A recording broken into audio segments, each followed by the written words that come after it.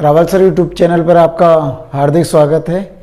मैं राजेश रावल आज आपको क्लास 10th जो 2023 का जो बोर्ड का जो पेपर हुआ था मैथ्स का, आज उसके हम पार्ट 1 को सॉल्व करेंगे। तो चलिए हम 2023 का जो पेपर है सॉल्व करते हैं। इसका पहले का पहला प्रश्न है कि 196 के अभाज्य गुणनखंडों की घातों का योगफल ज्ञात कीजिए। क्या करना आपको, या घातों का योगफल करना। तो पहले तो हम क्या करेंगे, 196 के गुणनखंड करेंगे।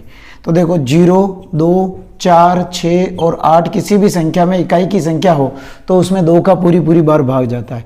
तो 2 निम 18, 1 बचा, 2 8 16, 2 का लगाया, 2 चौक 8 और 2 निम 18, 7 का 7 7 49 और 7 एकम 7। इसको हम क्या लिख सकते हैं कि 2 बार आ रहा है और 7 भी 2 बार आ रहा है। पूछ क्या रहा है कि गुणनखंडों की घातों का योगफल ज्ञात कीजिए। तो घात क्या है इसकी, 2 और 2, 2 + 2 कितना हो गया, तो 4। तो हमारा ऑप्शन स आंसर राइट हो जाएगा। सेकंड है कि यदि द्विघात समीकरण x² - kx + 4 = 0 के मूल समान हो तो k का मान ज्ञात कीजिए। देखो इसमें हमें मूल समान है, मूल काल्पनिक है और मूल वास्तविक एवं भिन्न है, 3 कंडीशन बनती है। तो इसमें क्या दिया देखो, तो d = b² - 4ac, यानी कि इसका मान इसके बराबर में, इसका मान 0 है तो इसका मान भी 0 है, ये कह रहा है। तो अब देखो ये हमारी समीकरण है, तो हमें a बराबर तो रखेंगे 1, b बराबर है -k और c बराबर रखेंगे 4। इसके हिसाब से इसको मान लिया हमने 0 बराबर b की संख्या है k, तो -k² -4 इंटू a की संख्या है 1 इंटू c की संख्या है 4। तो 0 बराबर k² - 16। अब k² या तो हम 16 को इधर ले आए, तो 16 को इधर ले आए, ये माइनस का इधर आ जाएगा तो प्लस का, तो k² बराबर 16 और स्क्वायर हट जाएगा और रूट लग जाएगा 16। तो k बराबर, तो 16 का वर्गमूल निकालेंगे तो ये हो जाएगा 4 और प्लस माइनस, तो यही तो k का मान क्या होगा, +-4। तो ऑप्शन द ये हमारा राइट हो जाएगा। दूसरा सवाल है कि बिंदु 3, 4 की y अक्ष से दूरी होगी, यानी किसकी बात कर रहा है, y की। तो जब हमें y अक्ष की बात करें तो x वाला मान बताना, और अगर x अक्ष की बात करें तो हमें y वाला मान बताना। किसकी पूछा है इसने, तो y अक्ष का। तो y अक्ष से दूरी, तो y अक्ष से दूरी हो जाएगी हमें x का मान, तो 3 आंसर। तो हमारा 3 कौन से ऑप्शन में, स वाले ऑप्शन में राइट हो जाएगा। चौथा है कि 3x + 2y = 11 को संतुष्ट करने वाला युग्म है। ऑप्शन अ में है 1 4, ब में है 2 3, स में है 3 5 और द में है 1 और 3। यानी कि जो फर्स्ट का मान है x का मान है और दूसरा है y का।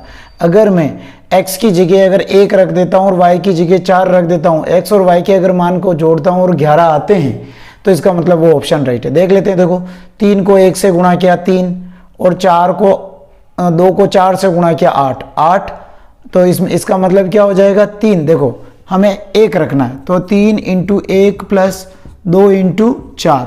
हमें इसको सोल्व किया तो 3 एकम 3 और 2 चौक 8, 8 और 3 11। तो इसमें तो आ रहे हैं एक तो इसमें आ रहे हैं, इसको भी देख लेते हैं। सवाल है 3x + 2y, तो 3 × 2 + 3 × 3, तो ये तो 6 + 9, 6 और 9 15 हो रहे हैं, तो ये ऑप्शन नहीं होगा हमारा। तो हमारा ऑप्शन अ राइट हो जाएगा इसका, क्योंकि x और y की जगह अगर हम 1 और 4 रखते हैं तो इसको अगर हम सोल्व करते थे तो हमारा 11 आंसर आ जाता है। तो हमारा ऑप्शन अ राइट होगा। 5वां क्वेश्चन है द्विघात समीकरण 3√3x² + 10x + √3 = 0 का विविक्तीकर होगा। ऑप्शन अ में है 8, ब में है 30, स में है 46 और द में है 64।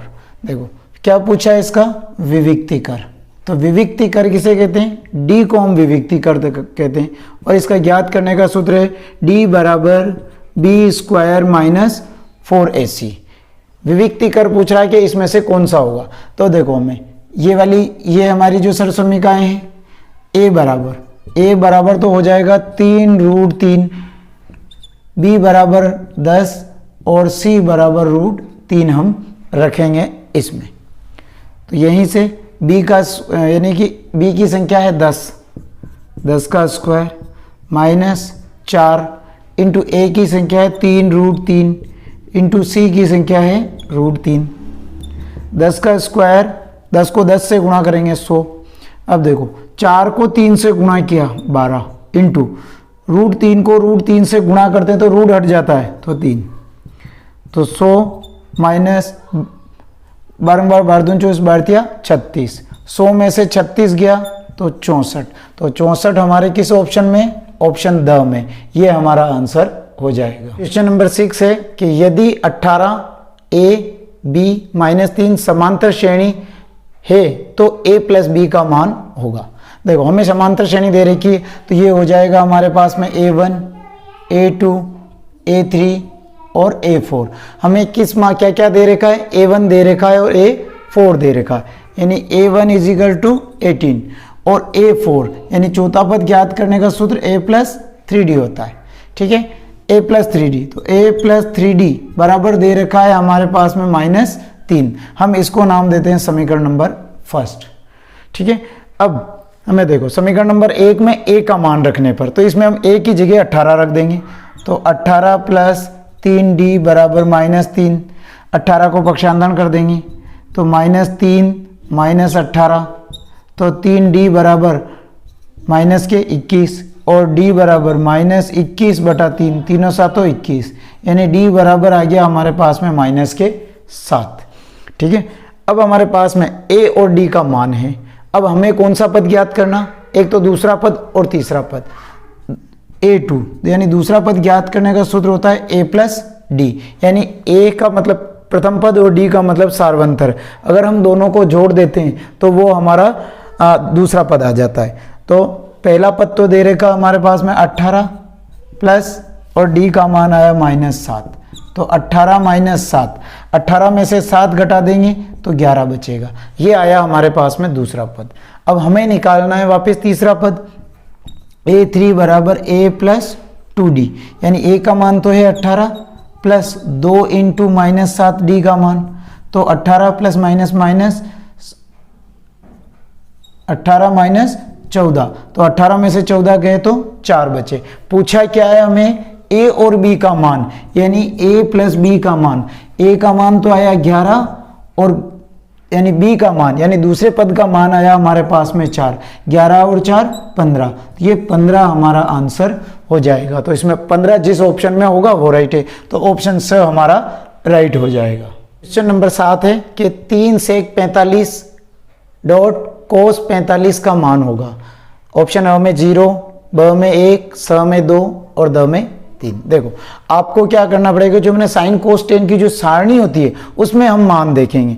तो 3 इंटू sec 45 का मान होता है √2 इंटू cos 45 का हम सारणी में देखेंगे cos वाली लाइन में, इसका मान होता है 1/√2। √2 से √2 कैंसिल, 3 को 1 से गुणा किया तो 3, तो हमारा आंसर हो जाएगा 3। और 3 किस में राइट है, द में, तो हमारा ऑप्शन द राइट हो जाएगा। क्वेश्चन नंबर 8 है कि वृत्त की वह जीवा जिसकी लंबाई वृत्त की त्रिज्या से दुगनी हो कहलाती है। यानी कि ये वृत्त है और ये वृत्त की त्रिज्या है। क्या कह रहा है कि वृत्त की त्रिज्या अगर दुगनी हो तो यहाँ से यहाँ तक ये डबल और यहाँ से यहाँ तक ये क्या कहलाता है, वृत्त का व्यास, और वृत्त का व्यास वृत्त की सबसे बड़ी जीवा होती है। तो इसमें ऑप्शन ब हमारा राइट हो जाएगा। 9वां सवाल है कि एक वृत्त की त्रिज्या 3.5 सेंटीमीटर है तो वृत्त की परिधि होगी, यानी 11 सेंटीमीटर, 22 सेंटीमीटर, 33 सेंटीमीटर और 44 सेंटीमीटर। देखो हमें r बराबर दे रखा है 3.5 सेंटीमीटर, हमें निकालना है वृत्त की परिधि। तो वृत्त की परिधि का जो हमारा सूत्र है, वृत्त की परिधि का सूत्र 2πr होता है। तो 2 इंटू पाई का मान 22/7 इंटू r है अपने पास में 3.5, पॉइंट हटाया 10, 7 पंजे 35, 5 से काट दो, 5 एकम 5 और 5 दूनी 10, 2 से 2 कैंसिल, बचे कितने 22, तो 22 सेंटीमीटर ये हमारा आंसर हो जाएगा। अब 22 सेंटीमीटर इसमें से कौन से ऑप्शन में, ऑप्शन द में, ऑप्शन ब में है, तो ये हमारा आंसर हो जाएगा। क्वेश्चन नंबर 10 है कि घन का संपूर्ण पृष्ठीय क्षेत्रफल 486 वर्ग सेंटीमीटर है, तो घन की भुजा ज्ञात कीजिए। ऑप्शन अ में 6 सेंटीमीटर, ब में है 7 सेंटीमीटर, स में है 8 सेंटीमीटर और द में है 9 सेंटीमीटर। हमें देखो क्या क्या घन का संपूर्ण पृष्ठीय क्षेत्रफल दे रखा, तो वही लिखेंगे हम, घन का संपूर्ण पृष्ठीय क्षेत्रफल दे रखा है 486 सेंटीमीटर स्क्वायर, क्योंकि वर्ग सेमी को हम सेंटीमीटर स्क्वायर भी लिख सकते हैं। घन का संपूर्ण पृष्ठीय क्षेत्रफल का सूत्र होता है 6 इंटू भुजा स्क्वायर। 6 इंटू भुजा स्क्वायर हमें दे रखा है 486 सेंटीमीटर स्क्वायर, ये दे रखा है। अब हमें इसमें क्या पूछा है, घन की भुजा ज्ञात कीजिए। इंटू में संख्या बटे में चली जाएगी, तो भुजा स्क्वायर बराबर 486 बटा 6। 2 की टेबल से काटो, 2 तिया 6, 2 दूनी 4, 2 चौक 8, 2 तिया 6। अब देखो 2 और 4 6, 6 और 3 9, यानी 3 की टेबल से कटेगा।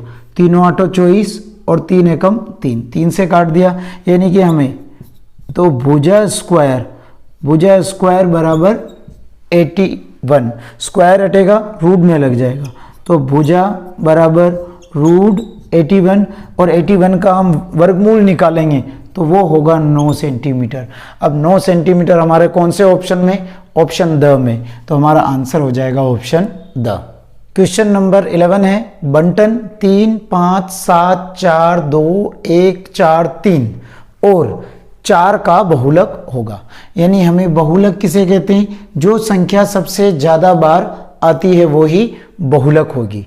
अब देखो इसमें 3 है, तो 1 और 2, 3 तो 2 बार आ रहा है, और 4 1 2 और 3, यानी कि जो 4 संख्या एक ऐसी है जो सबसे ज़्यादा बार आ रही है, तो हमारा बहुलक क्या हो जाएगा, बहुलक जो सबसे ज़्यादा बार आती है वो ही बहुलक होगा। और सबसे ज़्यादा बार 4 आ रही है, ऑप्शन किसमें, स में राइट है, तो ऑप्शन स हमारा आंसर राइट हो जाएगा। नंबर 12 है कि एक पासे को फेंकने पर 4 से बड़ा अंक आने की प्रायिकता ज्ञात कीजिए। तो ऑप्शन अ में 1/2, ब में 1/3, स में 3/4 और द में है 1। तो पहले तो हमें ये पता होना चाहिए प्रायिकता कहते हैं किसे, कि प्रायिकता का जो सूत्र होता है कि अनुकूल परिणाम बटा कुल परिणाम, ये हमारा प्रायिकता का सूत्र होता है। अनुकूल परिणाम बटा कुल परिणाम किसकी बात कर रहा है, ये पासे की। एक पासे को फेंकने पर 4 से बड़ा अंक आने की प्रायिकता ज्ञात। पासा किसे कहते हैं, पासा एक जो सांप सीढ़ी खेलने वाली जो गोटी होती है जिसपे 1 से 6 तक संख्या लिखी हुई होती है, ठीक है, तो उसे हम पासा कहते हैं। पासे जैसे घन का आकार होती है जिसमें 6 भुजाएं होती है, तो एक पासे में, यानी कि पासे में कुल संख्या 6 होती है, कि जैसे 1 2 3 4 5 और 6, 4 5 और ये 6, ये 1 2 3 4 5 6 होती है। अब क्या कहा, 4 से बड़ा अंक, तो 4 से बड़ा अंक यानी 4 से बड़ा, 4 की बात है, 4 से बड़ा क्या होगा, 5 और 6, यानी 4 से बड़ा अंक है 5 और 6, ये कितने अंक है, 2। तो हमें इसकी प्रायिकता निकालनी, तो प्रायिकता बराबर अनुकूल परिणाम कितने आए, 2, कुल परिणाम कितने हैं, 6, यानी कि 2/6। अब ये अगर 2 से कट रहे हो तो काट दो, 2 एकम 2 और 2 तिया 6, यानी कि 1/3 इसमें 4 से बड़ा अंक आने की प्रायिकता होगी। तो 1/3 हमारे कौन से ऑप्शन में, ऑप्शन ब में, तो ये हमारा आंसर हो जाएगा। इससे पहले हमने क्वेश्चन नंबर फर्स्ट में 1 से 12 तक क्वेश्चन थे जो ऑब्जेक्टिव थे, उसको सोल्व किए। अब हम सेकंड क्वेश्चन में जो रिक्त स्थान भरने हैं, इसमें 1 से 6 तक क्वेश्चन है, इनको हम सोल्व करेंगे। चलिए, हम पहला क्वेश्चन है कि 95 तथा 152 का महत्तम समापवर्तक यानी HCF क्या होगा। तो देखो, तो पहले हम 95 और 152 के गुणनखंड करेंगे। तो 95 के गुणनखंड करेंगे तो 5 का लगा दो, 5 एकम 5 और 5 निम 45, ठीक है, और 19 एकम 19, इसके ये बने गुणनखंड।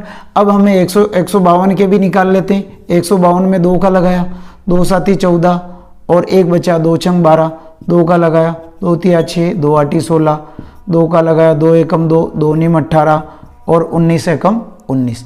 अब देखो इसमें जो 95 और 152, तो 95 के गुणनखंड तो 5 × 19 बना और इसके 2 × 2 × 2 × 19 बना।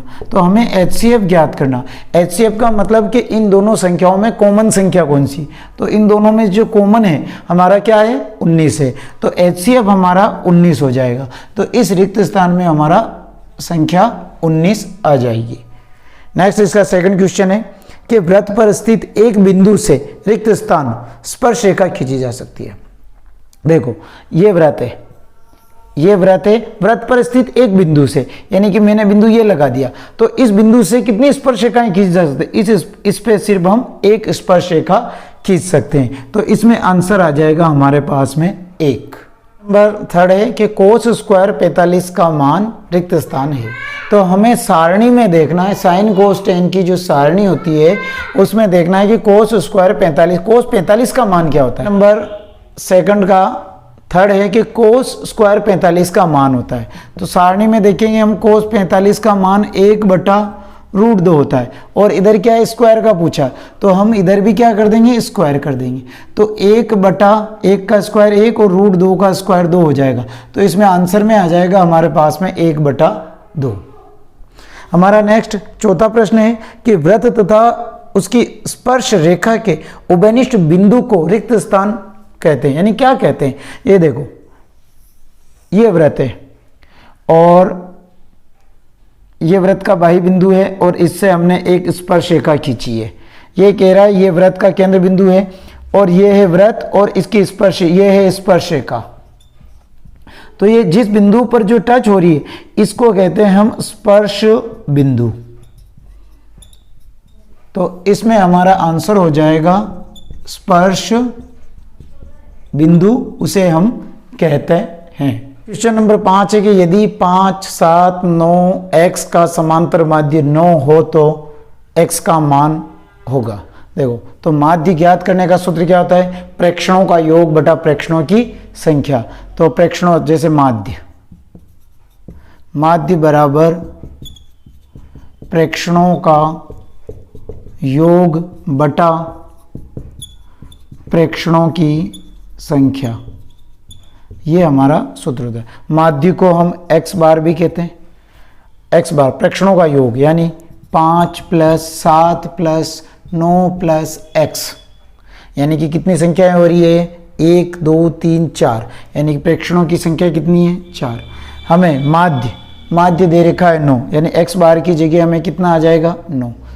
अब 9/1 हम क्रॉस गुणा कर लेते हैं, तो 9 चौक 36 बराबर, इसको जोड़ लो 7 और 5 12, 12 और 9 21, 21 + x। 21 को हम पक्षांतरण करेंगे, ये इधर प्लस का है, पक्षांतरण करेंगे तो माइनस में आ जाए, तो 36 - 21 बराबर x। अब तो x बराबर 6 में से 1 गया तो 5 और 3 में से 2 गया तो 1, तो हमारा x बराबर हो जाएगा 15 आंसर। क्वेश्चन नंबर 6 है दो पासों को एक साथ फेंकने पर अंकों का योग 7 आने की प्रायिकता होगी। ये प्रश्न है। देखो कि दो पासों को एक साथ फेंकते हैं, तो देखो एक पासे को अगर हम फेंकते हैं तो उसमें कुल परिणाम आते हैं 6, लेकिन हम दो पासों को एक साथ फेंकते हैं तो उसके परिणाम आते हैं 36। ये आप अच्छी तरह से दिमाग में रखें कि ऐसा नहीं कि एक पासे को हम फेंकते हैं तो 6 और दो पासों को फेंकते हैं तो 12 नहीं होगा, 36 होगा। ये आप ध्यान में रखिए। दो पासों को एक साथ फेंकेंगे तो कुल परिणाम दो पासों का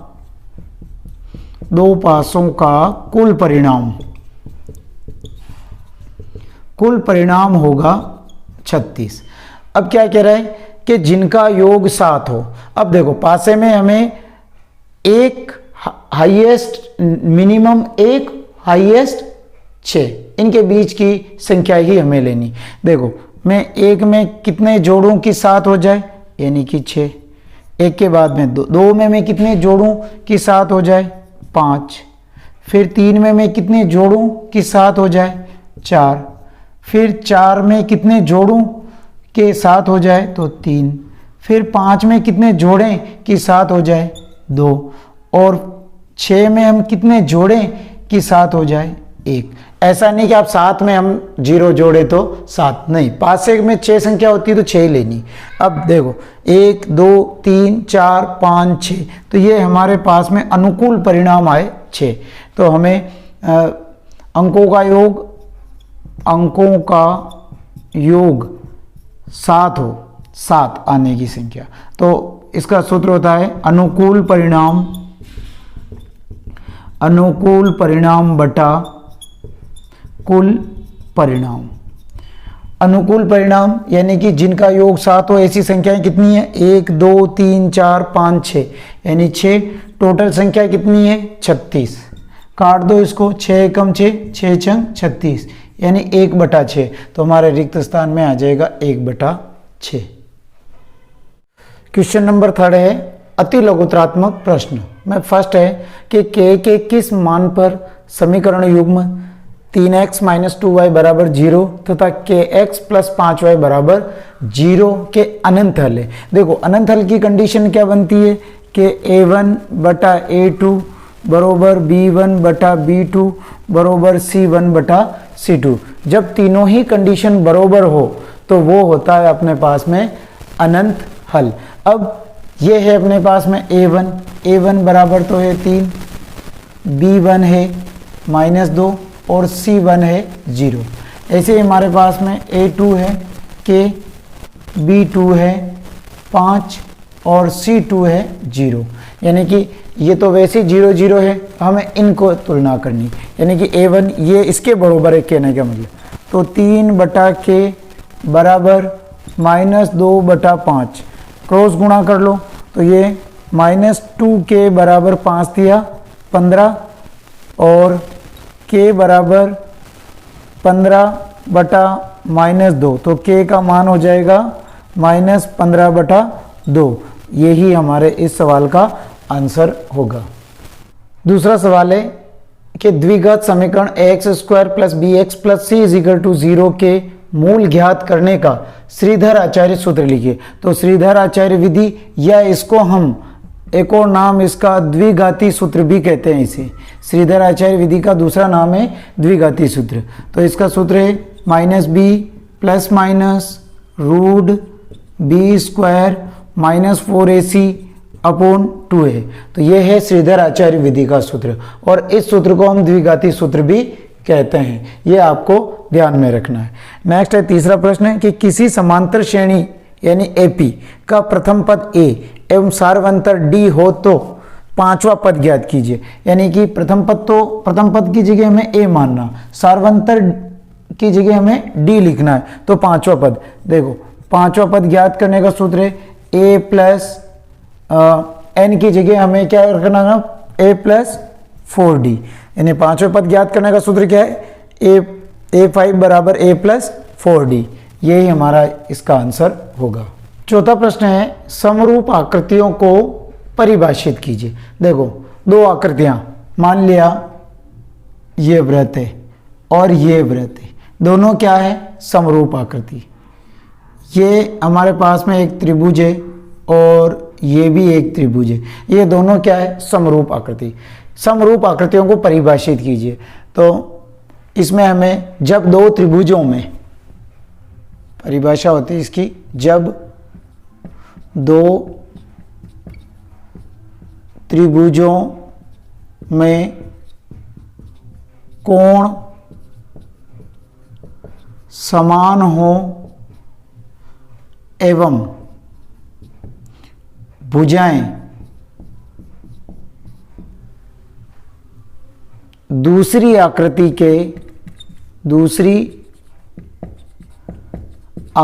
के समानुपाती हो, वे आकृतियां समरूप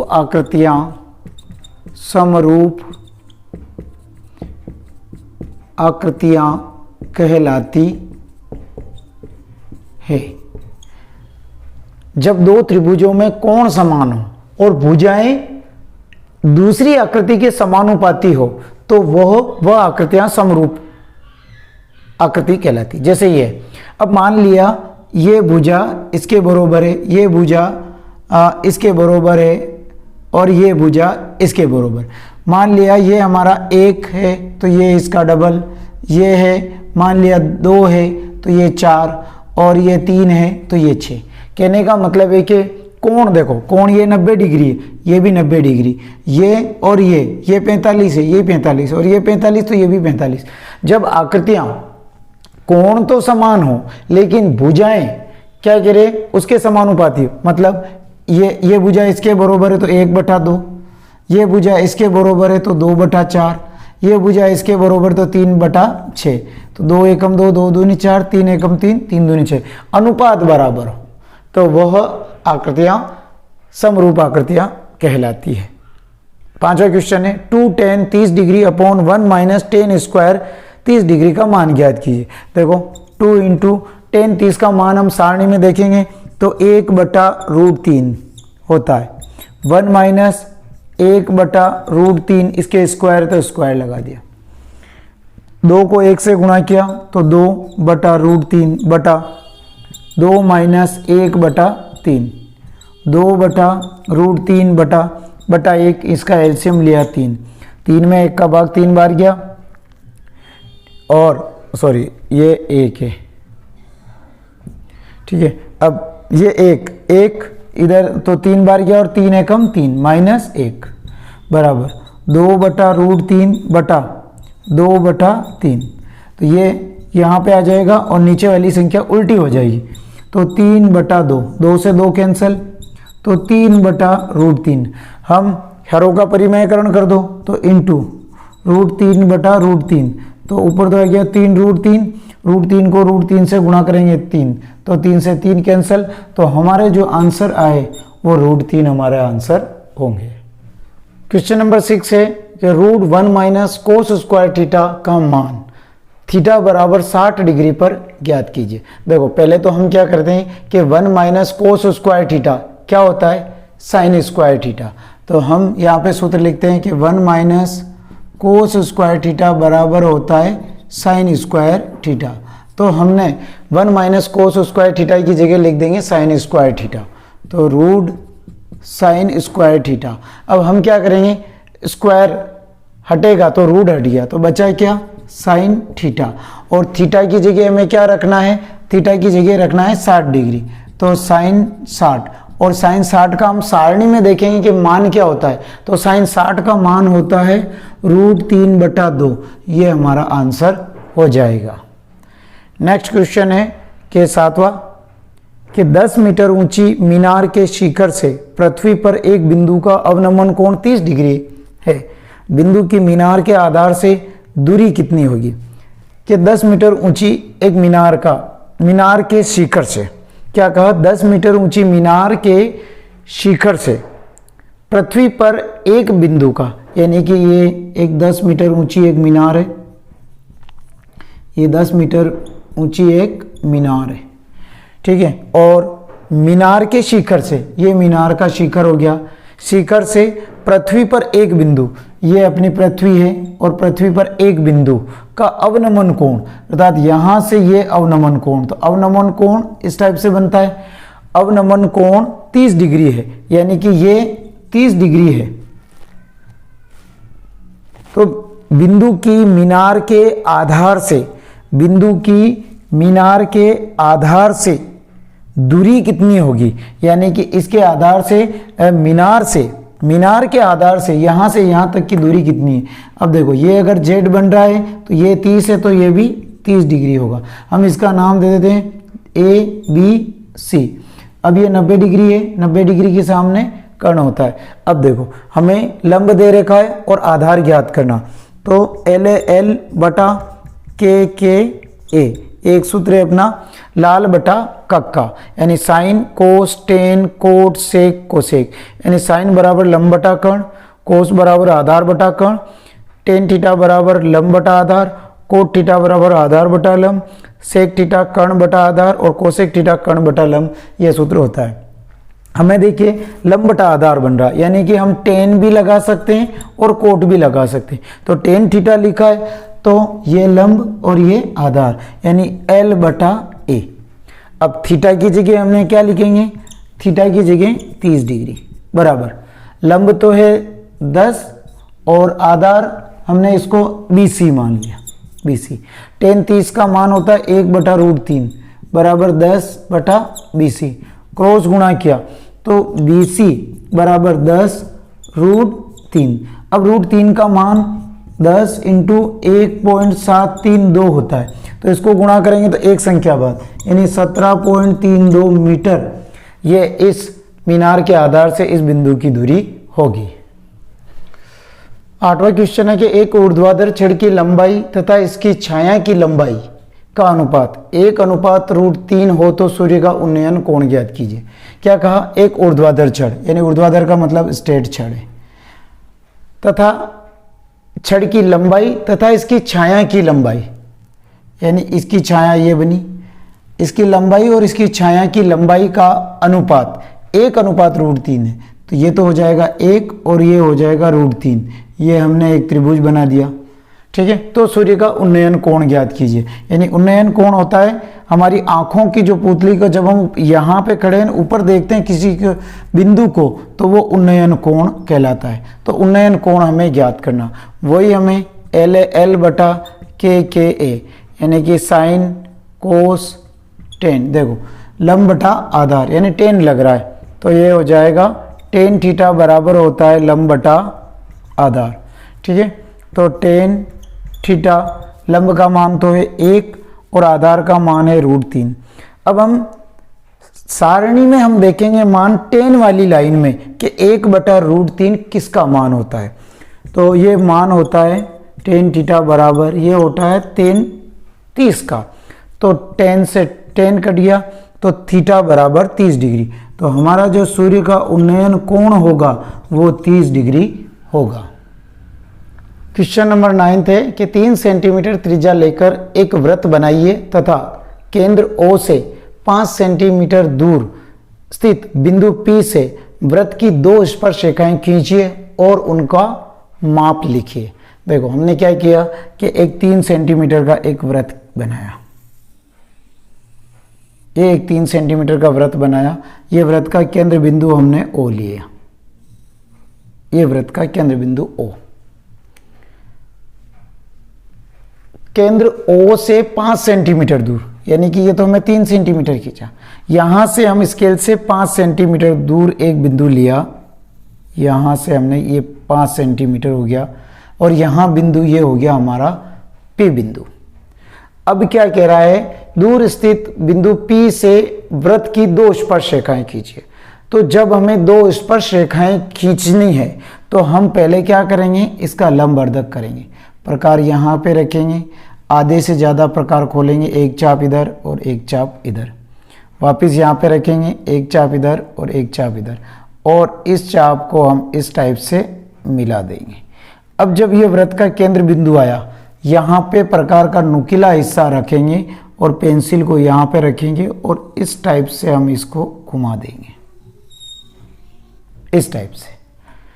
अब देखो बाह्य बिंदु से हम वृत्त की स्पर्श रेखा खींचनी है, अब इस वाले वृत्त पर यहाँ पे टच हो रही है, तो हमें स्पर्श रेखा यहाँ से यहाँ तक इसको इस टाइप से हमें इसको निकाल देनी है। तो इस प्रकार से हमने इस पे 2 स्पर्श रेखाएं खींचनी। अब देखो त्रिज्या 3 सेंटीमीटर है, तो हम इसको इस टाइप से भी कर सकते हैं, क्यों, क्योंकि हमें इसका माप ज्ञात कीजिए। अब यहाँ से यहाँ तक ये है हमारे पास में 5 सेंटीमीटर और यहाँ से यहाँ तक ये है अपने पास में 3 सेंटीमीटर, और स्पर्श रेखा और त्रिज्या के बीच में जब यहाँ पे परिधि पर, वृत्त की परिधि पर या वृत्त पे मिलती है तो स्पर्श रेखा 90 डिग्री होती है और 90 डिग्री के सामने हमेशा कर्ण होता है। अब देखो ये तो हो गया कर्ण, ये हो गया आधार, और हमें ज्ञात करना है लंब, क्योंकि हमें स्पर्श रेखाओं की लंबाइयों की माप ज्ञात करनी है। तो हम इसको Q और R भी नाम दे सकते हैं। तो हम OPQ में, OPQ में, अब OPQ में हमने पाइथागोरस प्रमेय से कर्ण स्क्वायर बराबर आधार स्क्वायर प्लस लंब स्क्वायर, कर्ण का मान है 5, 5 का स्क्वायर, आधार 3 का स्क्वायर प्लस लंब पी क्यू का स्क्वायर, 5 का स्क्वायर 25, 3 का square 9 plus P Q square, plus के हैं पक्षांतरण करेंगे तो माइनस में, -9 बराबर पी क्यू स्क्वायर, 25 में से 9 गया तो 16 बचे बराबर पी क्यू स्क्वायर, स्क्वायर हटेगा रूट लग जाएगा, तो पी क्यू बराबर आ गई हमारे पास में, वर्गमूल करेंगे तो ये 4 सेंटीमीटर, तो पी क्यू की लंबाई कितनी आ जाएगी 4 सेंटीमीटर, पी क्यू और पी आर दोनों बराबर होगी, तो पी आर भी कितनी हो जाएगी 4 सेंटीमीटर, क्योंकि स्पर्श रेखाएं, वृत्त की स्पर्श रेखाएं समान होती है इसलिए।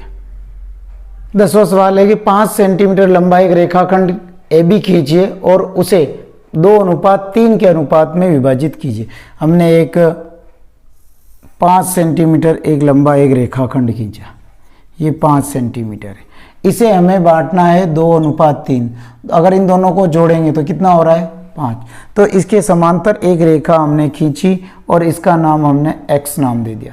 इस वाले को हमने बराबर में प्रकार से 5 भागों में डिवाइडेशन कर दिया, 1 2 3 4 और ये 5, इसका नाम दे दिया हमने A1 A2 A3 A4 और A5।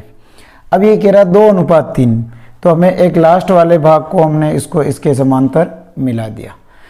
अब हमें 2 पे इसको करना, तो आप यहाँ से हमने एक प्रकार खींचा और यहाँ पे इस चाप को मापा, तो यहाँ पे 1 पे रखा, यहाँ से हमने चाप, ये जितना चाप कटा उसको हमने निशान लगा दिया और इसको हमने इस टाइप से इस पे मिला दिया, 2 पे मिला रहे हैं, ठीक है, क्योंकि ये 2 है, फिर बाद में 3, तो 1 2 3 ये हो रहा है। तो इस प्रकार से हम इस रेखा को ए बी रेखाखंड को हम 2:3 के अनुपात में बांट सकते हैं। ए बी हो गया, ये यहाँ पे बिंदु सी भी लगा सकते हैं या सी डैश भी लगा सकते हैं। 11वां प्रश्न है कि किसी वृत्त का त्रिज्यखंड उस वृत्त का चतुर्थांश है, तो त्रिज्यखंड में केंद्र पर बनने वाला कोण का माप क्या होगा। देखो ये वृत्त है और ये वृत्त है और ये वृत्त का केंद्र बिंदु है O, उस वृत्त का चतुर्थांश, यानी चतुर्थांश का मतलब इसको ये क्या कर रहा है कि इस वृत्त को 4 बराबर भागों में बांट रहा है, ये इस टाइप से, ये O है, वृत्त का चतुर्थांश है, तो त्रिज्यखंड में केंद्र पर, ये केंद्र बिंदु है, केंद्र पर बनने वाला कोण का माप बताइए। तो आप ये त्रिज्यखंड बन रहा है अपने पास में, तो इसमें जो इस पे कोण कितने डिग्री का बन रहा है ये, तो इसमें हमारा 90 डिग्री का कोण बन रहा है, तो इसमें जो कोण का माप पूछा है वो हमारा आंसर हो जाएगा 90 डिग्री। क्वेश्चन नंबर 12 है कि अच्छी प्रकार से फेंटी गई 52 पत्तों की एक गड्डी में से एक पत्ता निकाला जाता है, इस पत्ते के दहला होने की प्रायिकता ज्ञात कीजिए। तो देखो पूरी गड्डी में कुल पत्ते होते हैं, कुल पत्ते एक गड्डी में कुल पत्ते होते हैं 52। अब इसमें से काले पत्ते होते हैं 26 और लाल पत्ते होते हैं इसमें वो भी 26। अब जो काले पत्ते होते हैं ये भी वापस 13 में डिवाइडेशन होते हैं, अर्थात 13 और 13। इसी टाइप से ये जो लाल पत्ते होते हैं वो भी 13 में डिवाइडेशन होते हैं। अब जो काले पत्ते होते हैं उसको तो हम जो एक तो बोलते हैं हुकुम के पत्ते 13 पत्तों को, और वापस इसमें होते हैं, इसी को हम चीड़ी के पत्ते भी बोलते हैं। अब हम लाल पत्ते जो 13 में जो डिवाइडेशन किया है इसको बोलते हैं हम लाल पान, और एक बोलते हैं ईंट। ये इस टाइप से डिवाइडेशन होता है। देखो लाल पत्ते 26 होते हैं, 13 में डिवाइडेशन होते हैं। लाल पान यानी जिसका पान का कलर कैसा है लाल, तो वो लाल पत्ते होते हैं। ईंट का कलर कैसा होता है लाल, तो यानी लाल पान। चिड़ी, मान लिया चिड़ी यानी जो चिड़िया होती है उसका कलर कैसा होता है काला। और हुकुम यानी हुकुम, ये हमें ध्यान में रखना पड़ेगा कि ये 13 पत्ते होते हैं हुकुम के, यानी 13 हुकुम के, 13 चिड़ी के, 13 ईंट के और 13 लाल पान के। इस टाइप से पूरी गड्डी में 52 पत्ते होते हैं। हमें पूछा क्या है, अब इसमें दहला होने की, यानी कि एक दहला होने की, तो एक दहला इधर, एक दहला इधर, एक दहला इधर और एक दहला इधर। इसमें 13 पत्ते कौन कौन सा होता है, पहला होता है इक्का, दूसरा होता है दुर्री, तीसरा तिर्री, चौथा चौकी, पांचवा पंजी, छठा छक्की, सातवां सत्ती, आठवां अट्ठी, नौवां नेला और 10वां देला और 11वां होता है गुलाम, 12वां होता है बेगम और 13वां पत्ता होता है बादशाह। इस प्रकार से हमारी गड्डी में 13 पत्ते होते हैं। अब हमें पूछा क्या, दहला होने की, तो दहला होने की प्रायिकता। तो दहला कितनी होती है इस पूरी गड्डी में? पूरी गड्डी में 4 दहला होती है। तो दहला होने की प्रायिकता, तो अनुकूल परिणाम तो है 4 और कुल परिणाम है 52। काट दो 2 की टेबल से, 2 दूनी 4, 2 दूनी 4, 2 छंग 12, 2 एकम 2, 2 एकम 2, 2 तिया 6, यानी 1/13, यानी 13 पत्तों के अंतर्गत 1 पत्ता दहला होगा। तो हमारा इस सवाल का आंसर हो जाएगा 1/13। तो हमने इस वीडियो में खंड अ के जो पहले जो स्टार्टिंग में जो फर्स्ट था तो उसमें ऑब्जेक्टिव टाइप क्वेश्चन थे, उसमें 13 क्वेश्चन थे, वो सॉल्व किए हमने इस वीडियो में। सेकंड क्वेश्चन थे रिक्त स्थान में 6 क्वेश्चन थे जो हमने उनको सोल्व किए। और ये जो थर्ड क्वेश्चन है जो अति लघुत्रात्मक प्रश्न, इसमें 12 क्वेश्चन थे, हमने सोल्व किए। नेक्स्ट वीडियो में हम खंड ब के जो सवाल सोल्व करेंगे। तो आप इन सवालों की अधिक से अधिक प्रैक्टिस करें और आप चैनल को सब्सक्राइब करें। Thank you.